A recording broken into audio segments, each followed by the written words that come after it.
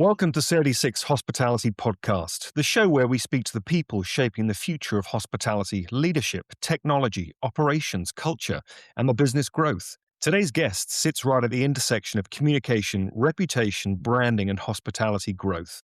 Joining us is Priya Dua, CEO and founder of Arkive PR, a communications agency built around strategic storytelling, relationship management, and helping brands stand out in increasingly crowded markets. With over 20 years of experience spanning hospitality, tech, real estate, and entertainment, Priya has worked with everyone from Fortune 500 businesses to challenger startups, helping brands shape not just visibility, but trust. Priya, welcome to 36 Hospitality Podcast. It's great to have you with us. Thank you for having me, Tim. I'm so excited to chat with you. Now, for some of our listeners who might not be completely aware of the difference between PR and marketing, I wanted to define it quickly. And I went on to our friend ChatGPT to get a kind of summary of what it is. And you know what? What it came up with, I thought Oh was boy. really effective. So here's what it says. Marketing is when you talk about yourself, and Yeah. PR is when other people talk about you. Mhm. It's true. So with that in mind, let's dive into your world. What originally pulled you into communications and PR? That's a great question. I would say, just as a child, I was a talker. I was a chatterbox, and it kind of made sense. I should probably be, and obviously not as a child. I thought this, but as I grew up, I thought, I need to be involved in something that allowed me to exercise my desire to just interact and engage with people and public relations. As I learned more and more about it, seemed like a really good fit for me. I was really interested in law. And this is kind of a silly story, but when I was in high school, I was a really big fan of debate. And so I loved to get up there and get really, I guess, almost theatrical when I was talking. And to me, that was kind of a fun translation because when you are in PR, you do have that opportunity to get really theatrical, get really passionate. And, law just wasn't quite right for me. It's a little bit colder, a little bit stodgier, if I can just say. So PR felt like the right way for me to go. And, here I am. It's been 20 Yeah. years, as you mentioned.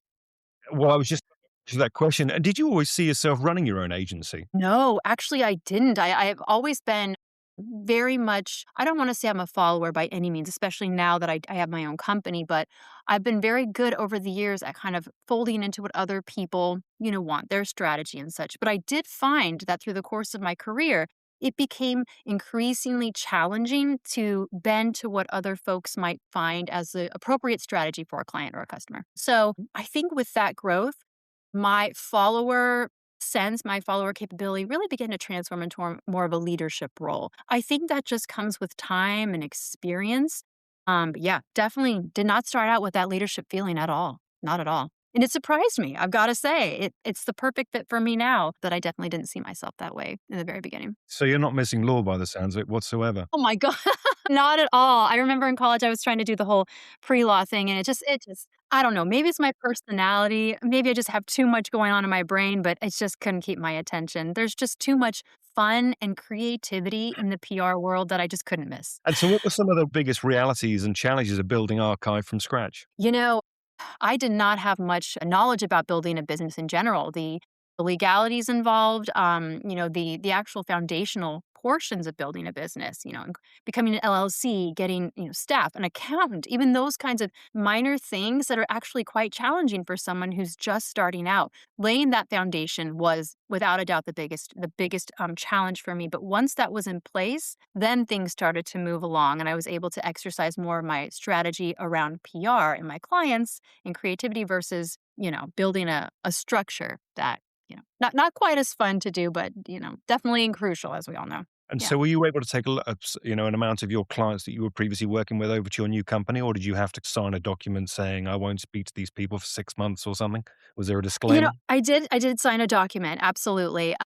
And I think that's really important. Even if I didn't sign a document, there's a level of ethics, I think that, you just in the industry and other industries, it's kind of unspoken. Two clients did eventually over a period of time. Former clients did come to me. They had stopped working with another agency that I had known and kind of came back in a sense. And then, we kind of struck up that relationship again. And from there, I've begun pulling in new clients and just kind of growing the business. So having those foundational relationships has been very, very valuable. But I'd like to think a lot of this came from, my own hard work, boots to the ground, just making those calls. And then was there a specific breakthrough moment where you realized the business had genuinely become established? I think it's when I finally made a certain amount of money, revenue, I would say. And once I hit that number, because I had that goal in mind, once I hit that number, I'm going to burn the boat, as a good friend of mine says. I was going to burn the boat and I was going to officially commit entirely 100% to Archive PR.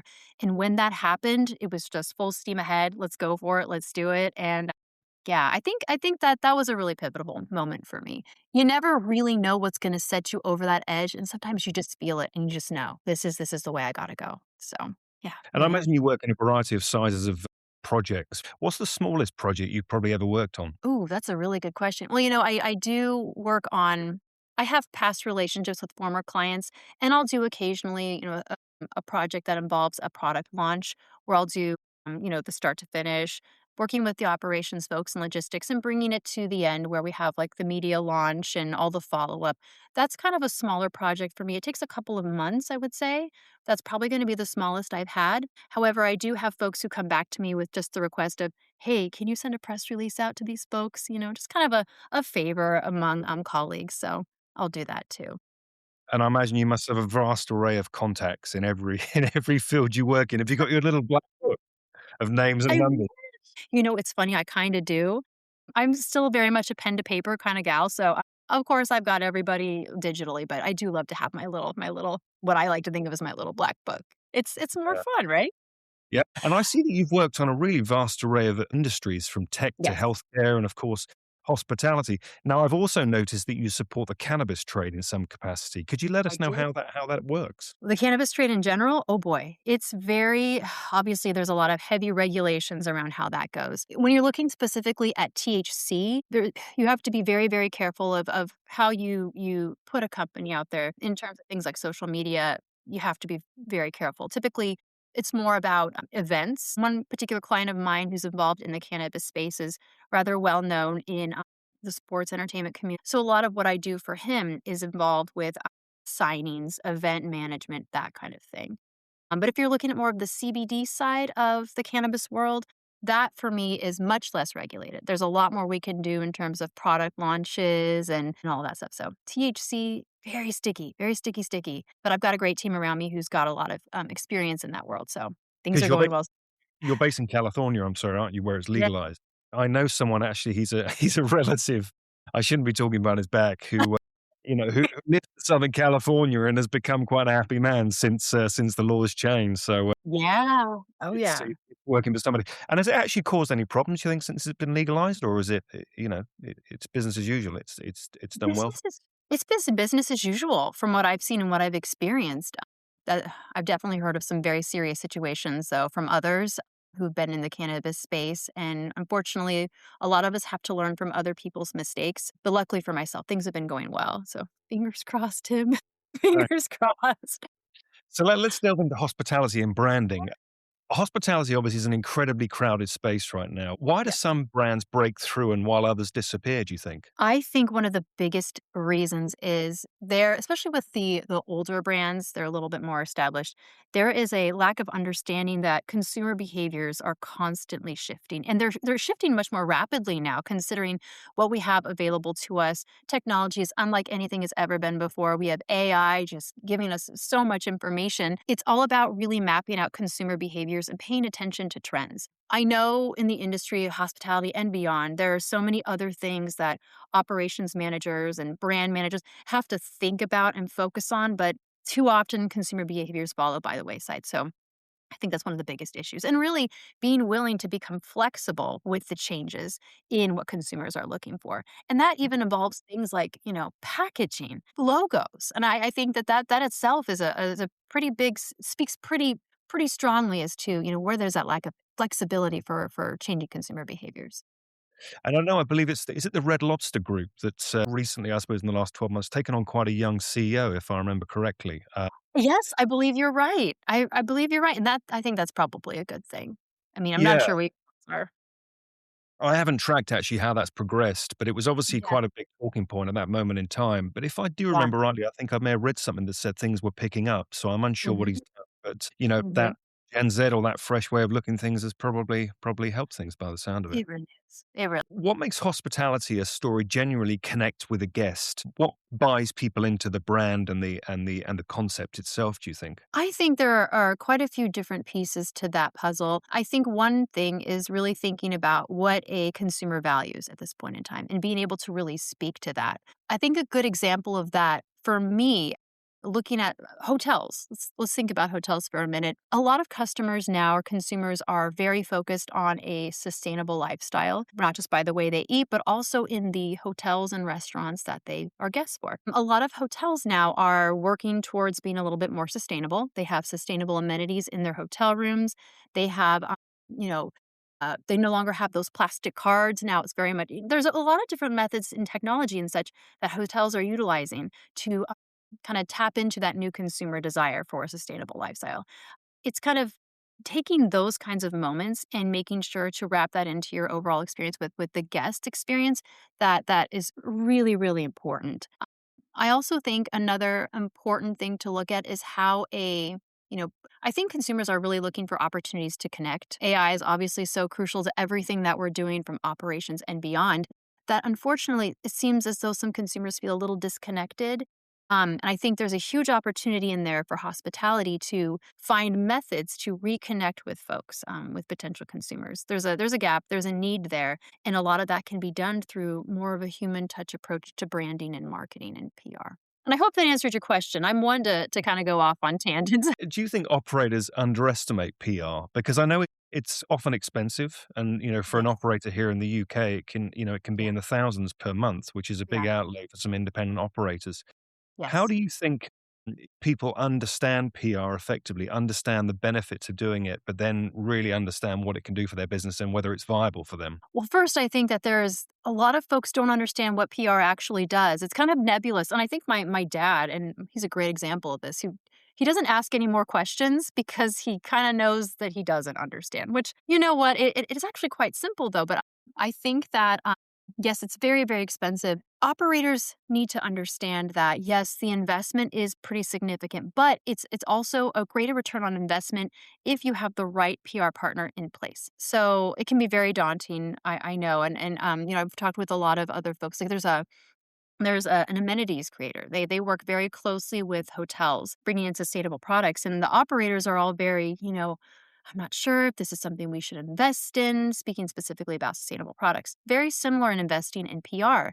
I think that for operators who are a little hesitant, a little concerned, a good way to really start out is to find a partner who specializes in their particular industry. Maybe they're a boutique hotel, or maybe they're a restaurant that caters to the better for you category. Finding a partner that has its specialty will make the investment a lot less more daunting and much more cost effective. And they will see really, really good results. It doesn't have to be thousands and thousands of dollars. It's all about finding that right partner. So all is not lost.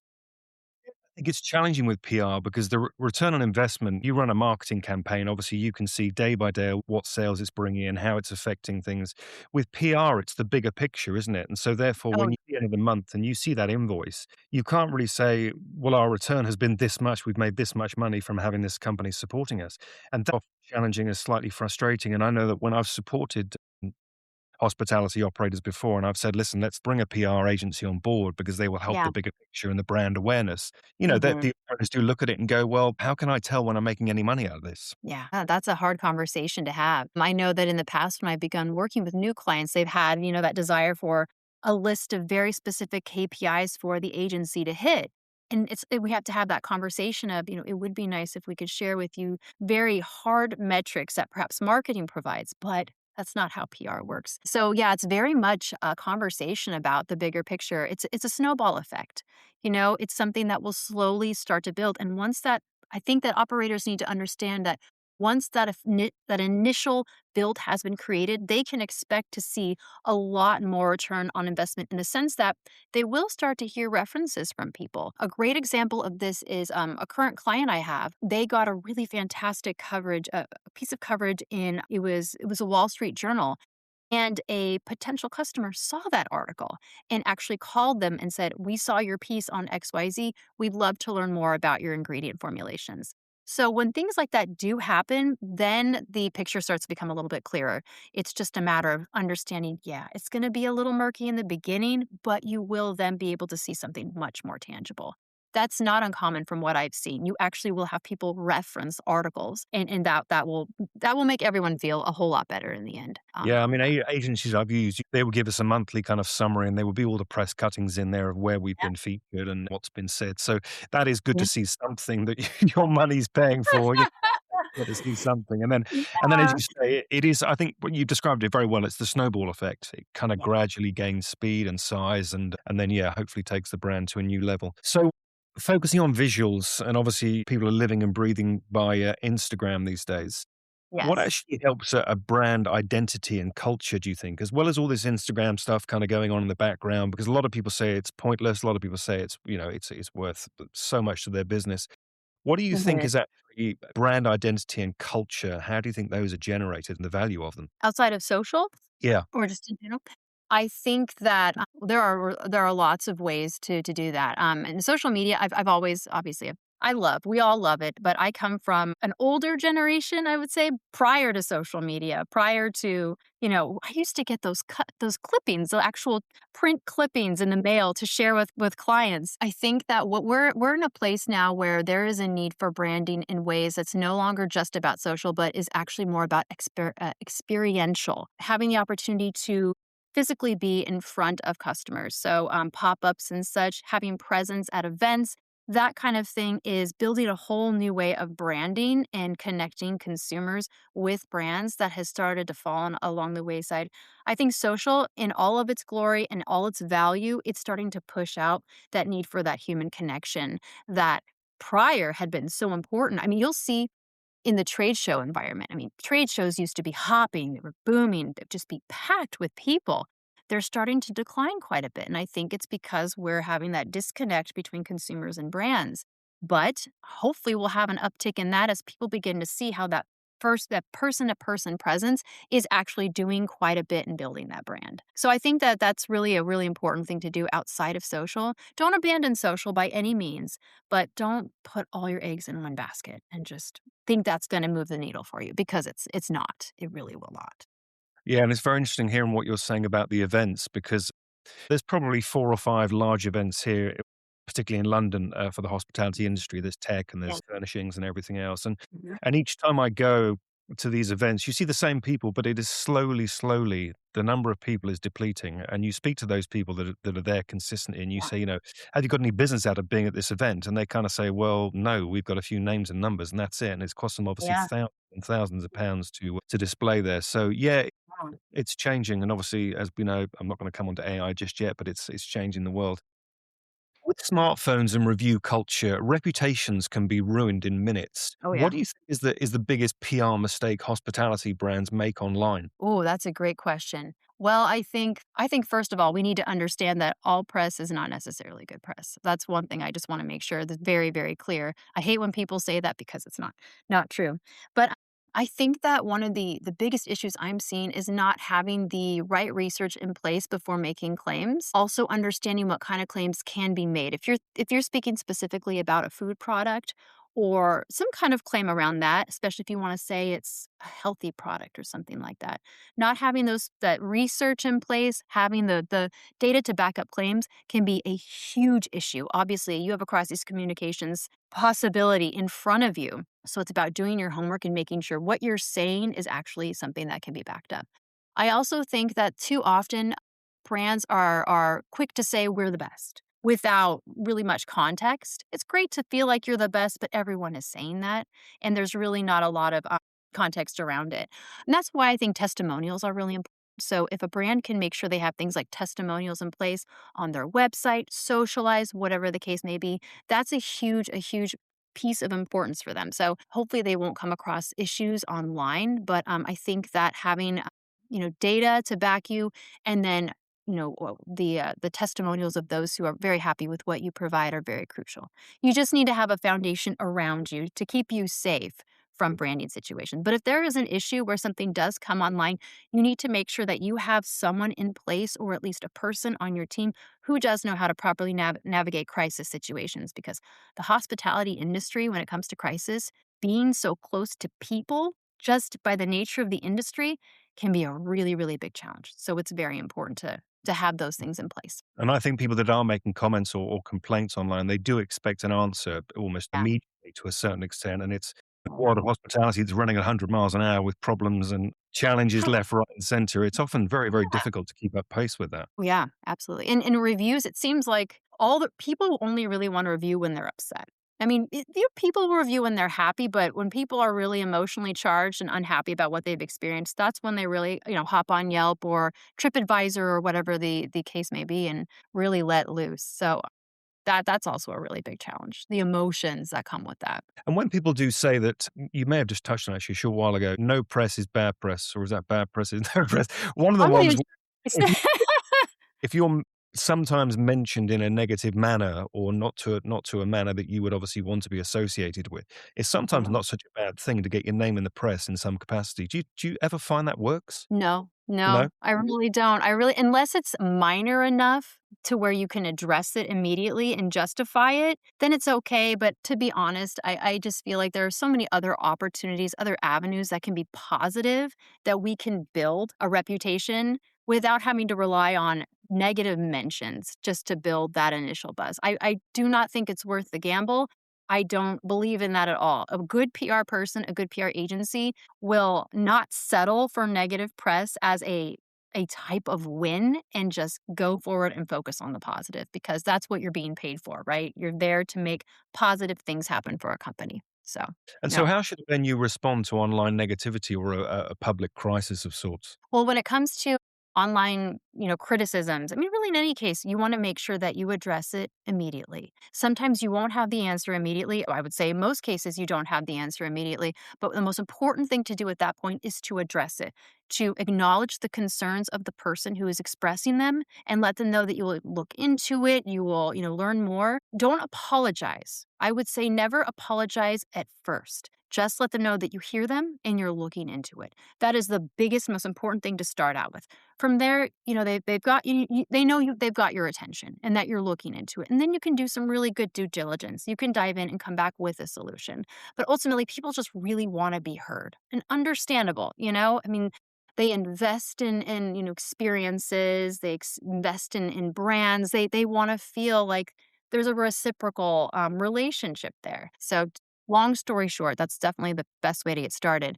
If something is passed online, you've got something crazy going on. You want to also make sure you have some crisis statements in the can ready to go. So you're able to talk about something at least in a more general capacity that kind of keeps it's like a holding statement to kind of keep people up and they know something's coming and they'll be able to they'll get that information that they need.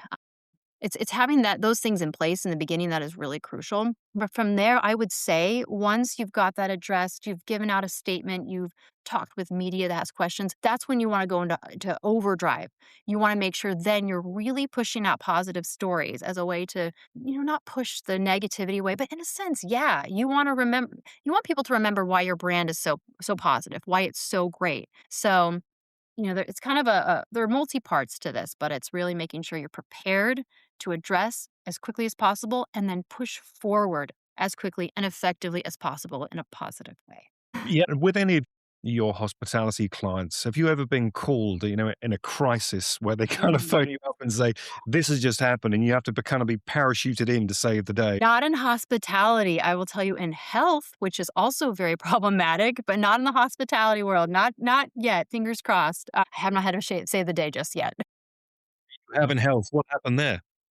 Boy, there was it was actually quite a serious situation. It was a clinician at a large healthcare organization who was unfortunately administering incorrect medication to patients on Wow. purpose. So that was a very very big company wide situation. That was before I started my agency. That was probably one of my biggest moments in crisis where I learned so much. I think that was probably the biggest deal. Outside of that, though, in healthcare, there have been minor crises where there was questions about, the technicalities of like a medical device, but those were things that involved just consumer understanding of a product. And we were able to, provide that background and then update our FAQs for future questions and that kind of thing. So luckily for me in the agency, we haven't had anything crazy that has involved, anything like lawyers or anything like that. That one Yeah. experience I had was just, ooh, I got to be careful. No joke, obviously. The PR agencies I've previously worked with have all been specialists or particular about the industry. So they've all been with Yeah. hospitality or with the music industry.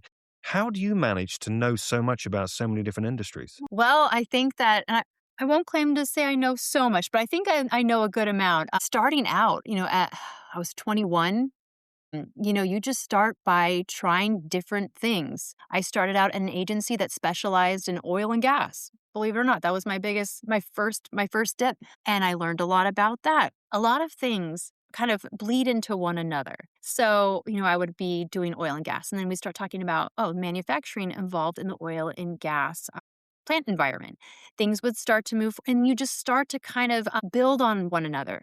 So I was beginning to talk about, the food world. I was working with QSRs. I was working with some other restaurant groups, smaller, of course. But then it came into more of the better for you health category and the food category. So everything just starts to move. And as you work with different clients, you learn from them too.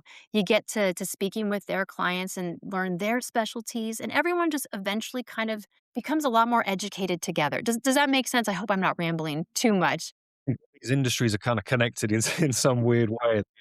And a lot of reporters will write for multiple beats. So you might have a conversation with someone in private equity who says, "Oh, actually, I also freelance for Self Magazine, believe it or not."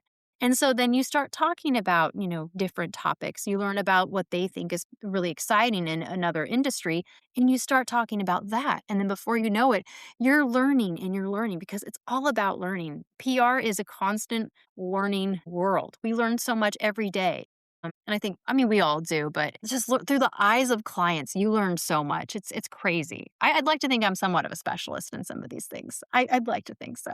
Yeah. What's the most recent industry that you've moved over to I supporting? Or, think cannabis. Cannabis is probably this yeah. has been the most recent one for me. I've always been interested in it, but I've just really begun to get more involved in it, and it's an exciting industry. There's so much going on, so much changing. So I hope we can continue to work in that space, though, the other industries I work in as well are also very important to me. Food and beverage is one of my biggest passions. I also love medical device tech. But cannabis, that's a new one. That one's exciting. I'll have to keep you posted. I guess that is just exploding that industry, isn't it? From what I can Oh, understand. And so the demand for PR must be enormous. it is, and it's funny, even though it is exploding, there are still a lot of folks who are also navigating this environment because it's kind of a whole new world too. It's and people don't quite understand how PR can help and considering all the regulations that are involved. I mean, PR has to be very very carefully implemented. So, there's a lot of education in the cannabis space around it too, so we're all kind of learning together as we go. Yeah, learning fast. So, given the current economic pressures, are brands becoming too transactional, do you think? Yes, 100%. Absolutely. And it's such a sad thing to witness because PR and just human interaction is how we thrive. We're a social species. We just interact with one is how we grow and how we thrive. And it's become so transactional that people just I don't think they even want to interact. They don't want to engage. It's uncomfortable. And it's such a shame because that's how we really grow and become successful together. So and I don't know if we were going to talk about AI, but I have to say that I do feel AI has stepped in maybe a little too much and causing some of that issue. So Yeah, I yeah. mean, let's touch on AI because it is obviously changing the world we live in. Refer to it quite a lot in podcasts about a previous podcast I had with two hoteliers. They run a Mhm. group in Florida. And we were talking about Generation Z and how Generation Z now just want to touch screens and press buttons and, bring power cables. I Yeah. think from a PR perspective, how do you bring people back into the real world with what you're trying to do? Because you communicate, as you say, face to face. It's what it's all Yeah. about Yeah. versus marketing that is, which can be on a touch screen. How are you Mhm. kind of working to combat what AI is doing at the moment? I think what we're really doing one thing that's been very valuable is focusing on the experience. So, while we do, of course, continue to push for interviews and, all of that's still very, very important. Being able to go back to basics in a sense and have events, pop-up events, experiential marketing as part of all of this is a great way for us to kind of bring ourselves back and connect once again. I'm finding that the desire for that on both the client and consumer side has been very positive. People want to get back and engage, even if they, maybe they're a little shy too, or they're not comfortable. It seems like it's old hat. Once you get back into that conversation and you're meeting people and you're talking like at a trade show, it brings back that feeling of connection. And so I think really that's what we're doing. We're working on more events, more in person opportunities. I think any brand who's looking to reconnect or even connect with Gen Z, they do want interaction. They are starting to crave that interaction. That's the great way to go right now. Just remember we're human and just tap into that, and things will just explode in a very positive way. Sincerely hope so. Well, obviously AI is changing a lot. We talk about Gen Z. Yeah, yeah. How has PR had to adapt to the Z generation coming through? Because the times are changing. How has the PR agency industry had to adapt in some way? Social has just become so important, and it's been important for a long time now, but I feel that so much more focus is being put on having effective social campaigns versus, also a PR campaign. And I get it though. I mean, like you said, that generation it's just quick. It's quick. It's quick. They scroll, they quick image, quick video, that's it. So that's something that we've had to really incorporate a lot more. There's a lot more when it comes to things like visuals. Things as easy as Canva we're utilizing just to create basic images, but that's just on the super basic level. Like we're starting to look at even more production capabilities that will be specific to social because that's what they want. They just want to look, they want to tap, they want to scroll. And for myself being a millennial, an older millennial, I've been there when it all came out, but, I'm still kind of struggling with finding a way to capture that just coming from my own generation. It's all about the imagery, all about the videos, and so we're working through that. Yeah. So have you got an enormous list of influencers for each of the industries that you support that you kinda call up straight away and say, Ooh, enormous list. We've got a good list. So much of what I've done has been in the B2B space. And there, I think influencer is very much B2C, though, B2C is also where we work in as well. I'm hoping to increase that list of influencers, but at the end of the day, it's quality versus quantity. I want to have relationships with people who can really support us, support clients. And, that's at the end of the day, that's what matters to everyone. So hopefully Yeah, exactly. that list longer. Okay, really long. And they're crazy expensive as well from what I understand, but Oh anyway. my gosh, it's crazy. Yeah. Very, So, very expensive. who do you think is communicating better right now? Is it the agile independents or is it more the bigger groups? In terms of PR, Yeah, I would say the independents. Absolutely. I think there's a nimbleness that the smaller agencies have that perhaps the largers do not have. They want it. They see the importance of being able to pivot quickly, whether it be a change in the industry, whether it be consumer behaviors, whatever the case may be. But they are bound up by a giant infrastructure that dictates how they operate. So the smaller agencies and shops really do have that benefit. And I think that a lot of companies are starting to turn to the smaller agencies for that reason. They are much quicker to respond. They're almost forced to have more creative ideas because they are still playing against the big guys. And also, I think that cost wise, it helps too. That definitely is a help there. So, yeah, I would say that people are really happy with the independent side, and they're just kind of big. The big boys aren't quite as fun as they used to be. Yeah, yeah. And with AI, we must come onto it. Obviously, it's part of what we're living and breathing these days. With yeah, AI generated copywriting and automated responses everywhere, do you think yeah. AI will damage brand authenticity or does it just mean hospitality in general? Human storytelling. It is so important. Everything reads the same. I don't care what kind of instructions you tell your platform or whatever it is you're using.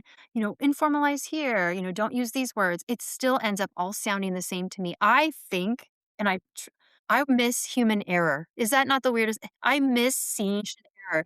I miss reading something and knowing that this is coming from someone's brain. Someone is critically thinking about this. They actually sat down, they did research, and it's coming from some place of passion within them. Even if the article they've written isn't necessarily their favorite topic, it's still coming from a place within them, from their brain, and it's so much more powerful. And I appreciate AI and its ability to gather research. Operationally, it's been fantastic for the agency, but when it comes to content development, that's something that is across the agency for myself. Everyone I have who works for me, all content that we craft that's external facing is all human generated. We do not use AI for any kind of content development unless it's some kind of internal framework or perhaps we're putting together some sort of presentation deck. That is something that is falling by the wayside for not just agencies, it's across and not just hospitality, it's all industries. Content development by a human is just, we have to hold on to it very, very tightly because you can tell the difference. And I think that there's a transparency and an authenticity that consumers can recognize and they don't like it. It leaves a bad taste in their mouth. So, So I thought we would do some very quick one sentence or oh one boy. word questions. So I'm not putting the spotlight on you too much, but what would you say is the most overrated PR phrase? My gosh. Okay, and I said it, which is so unfortunate. I said it. Move the needle. It's so obnoxious, isn't it? Is it? I know I said it too. I totally said it. I cringe when it comes out, but, you're used to saying certain oh, yeah. Move the Yeah. needle. Awful. What hospitality brands do you personally admire, or one brand perhaps? Well, one brand I really like, and I'm a little biased, is, they're called Nutrifusion. They're a food ingredient innovator, that is utilized by a lot of restaurants in the space and a lot of beverages as well within the hospitality space. I think that they offer a level of authenticity that a lot of companies are afraid of. I admire them because their CEO is willing to put out an unfavorable opinion in the media that perhaps people don't agree with, but it's his opinion and it's a valid opinion. And it's not his opinions aren't necessarily those that are designed to, stir up some commotion, but he's willing to put himself out there and be himself and be honest. That is hard to find now. People are very afraid to step on toes. So I think the CEO of Nutrifusion is fantastic for that. And I think that translates across a brand. If your executives are willing to be transparent and be themselves, it's gonna resonate across the entire brand. So anyone with a CEO like that is just fantastic. Yeah. And so on leadership, what trait do you think every founder needs in the business? On kindness, understanding, maybe that's a better word. No, the word is empathy. That's going to be the word, empathy. A business is a business. It runs on, it's very, there's a clockwork feel. You need to hit certain things in order to be successful. There's certain revenue goals, all of that.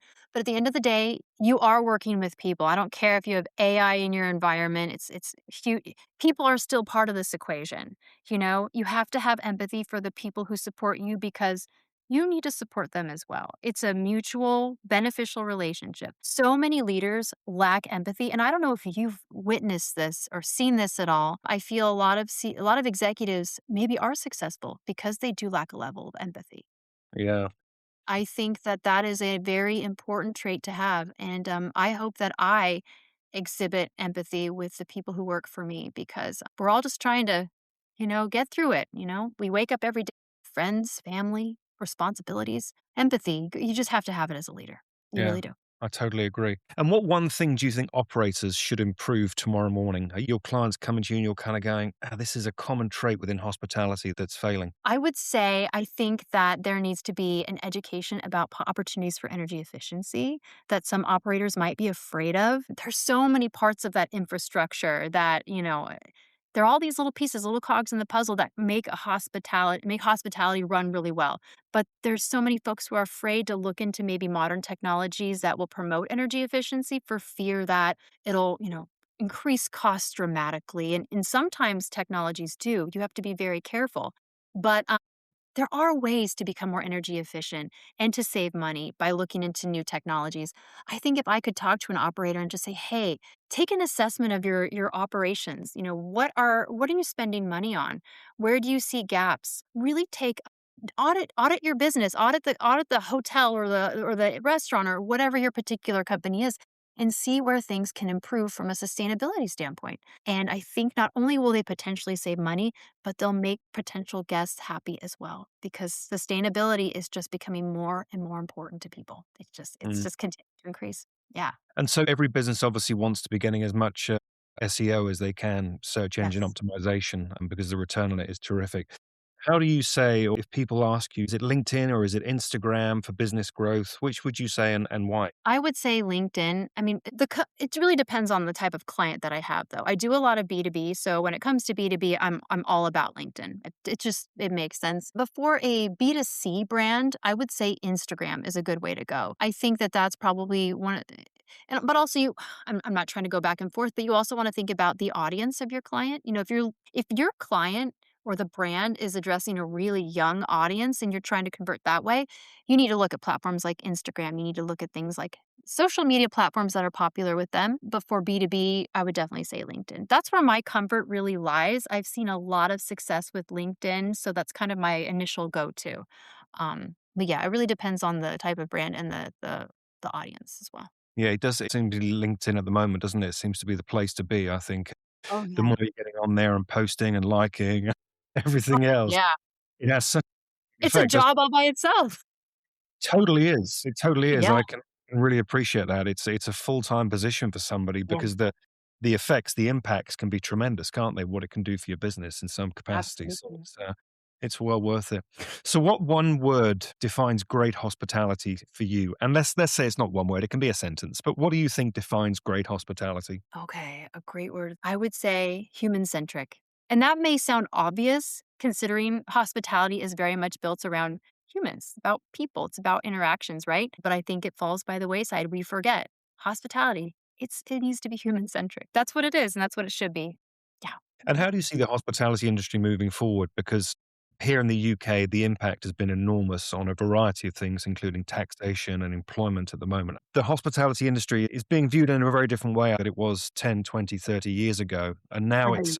something that investors perhaps are having second thoughts about. And Mhm. it's becoming quite precarious. And the middle market's been the hardest impact over here. I did a LinkedIn post a few weeks ago, and I said there were over 66 QSR and middle market restaurant chains that have either closed down or Yeah. have closed a number of their stores. And it's happened in such a short space of time. And we're talking 5 years here. And obviously the pandemic was the kickstart to so much of this. And then you had recession and you had the conflicts in Ukraine. It's Mhm. just a very difficult time. Where do you see hospitality going moving forward? I think that we're going to see it go for in two ways. I think one of the big things we're going to see is an increasing use of obviously technology. That's going to continue to skyrocket in different ways in terms of how it's going to be utilized in hospitality. There might be things that pop up. I mean, innovation is constantly happening and the fact that AI is so part of hospitality and what we do in a general just life. We could be looking at something even more advanced and exciting in technology for the hospitality world moving forward. So definitely technology is just going to continue to skyrocket. I also think that we're going to see that a lot of hospitality organizations are going to have to find their way back to people, get back to, like I said, the face to face. There's going to need to be a shift away from being stuck behind computers, stuck behind all of that, and finding ways to get to the people. I find that community relations is really valuable in that way. Like if you even just opening a franchise, you've got to get the folks in your community excited, right?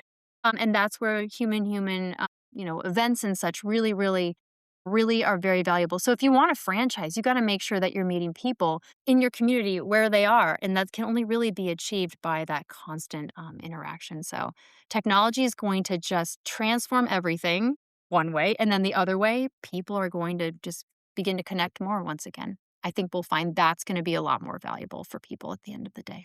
Yeah, and recruitment kind of goes alongside that because we know that more and more machinery and equipment is going to come into play in the kitchens. Most days I read the press about some companies bringing in this robot to do this, that, and the other. Yes. I think the quality and the communication on the team front is gonna be even more important than it has been traditionally in hospitality, and that is Yeah. a skill that's often hard to find. Yeah. You can find people that are willing and aspirational to be managers and do a good job, but what I think we're looking at here, and you've touched on this communication point, is gonna demand a different level of skill and capability from people that I know will Yes. be a challenge to find in the future. So, it's a fascinating ride we're on, and we'll obviously have to see how it transpires, hopefully successfully, but we'll Yes. see. Fingers So crossed, yes. thank you so much for joining us on the Say 86 Hospitality Podcast. It's been great speaking to you. Thank you so much for having me. I so appreciate being able to chat with you. It's been fun. And I think I've heard your cat. You probably heard my dog in the background as well. So we're sharing in some We're way. aligned and loud pets. I think today's conversation has really highlighted something important. Hospitality isn't just about the physical operations anymore. It's about the communication, trust, reputation, and how businesses genuinely connect with people. And that's Mhm. exactly why we built Say86. For those of you who haven't heard of Say86, we're a B2B marketplace for the hospitality industry, connecting suppliers and support staff with the operators out there in the industry today, and an enormous industry that it is. We want to take the friction out of how operators and suppliers find and connect with each other so businesses can focus on what they do best, delivering great hospitality. Thanks again for joining us, Priya, and thank you to everyone for listening. If you enjoyed today's episode, make sure you hit the follow on the Say 86 Hospitality Podcast, and we'll see you next time.